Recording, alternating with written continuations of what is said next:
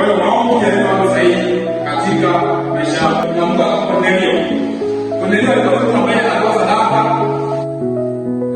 na alikuwa mtu ambaye anaomba, anatoa sadaka, anafanya na msana, na alikuwa kuomba Mungu amletea mtu ambaye alifanya nini ile ukombozi. Maana Kornelio alikuwa anaomba Mungu, alikuwa mambo ya wokovu.